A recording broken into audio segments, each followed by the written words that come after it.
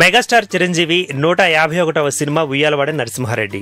దీనిపై ఇంకా official announcement రాకపోయినా ఈ విషయం ఇప్పటికే టాలీవుడ్ జనాలకు తెలిసిపోయింది. చిరంజీవి కూడా ఈ క్యారెక్టర్ కోసం తగినట్లుగా ప్రిపేర్ అయిపోతున్నారు. 200 ఏళ్ల క్రితం నాటి తెలుగు స్వాతంత్ర సమరయోధుడి పాత్రలో చిరు కనిపించబోతున్నారు. ఈ చిత్రాన్ని తెలుగుతో పాటు తమిళ, హిందీ భాషల్లో కూడా విడుదల చేయాలని మేకర్స్ భావిస్తున్నట్లుగా వస్తున్న వార్తలు చాలా మందిని ఆశ్చర్యానికి గురిచేశాయి. కొందరు ఈ అంశాన్ని కామెడీ కూడా చేసేస్తున్నారు. పెద్దగా మార్కెట్ లేని ఏరియాల్లో విడుదల చేయడం ఎందుకో అని అనుకుంటున్నారు. నిజానికి మెగా కంబ్యాక్ విషయంలోనే బోలెడని విమర్శలు వినిపించాయి. అసలు చిరు కొత్త జనరేషన్ ను ఆకట్టుకోగలడా అనే డౌట్స్ వినిపించాయి.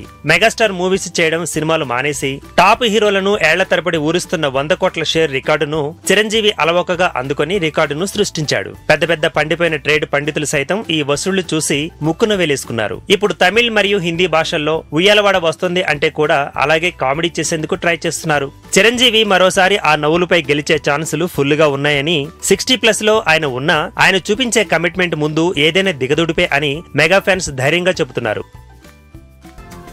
ఈ వీడియో గనుక మీకు నచ్చినట్టయితే లైక్ చేయండి, షేర్ చేయండి, సబ్స్క్రైబ్ చేసుకోండి.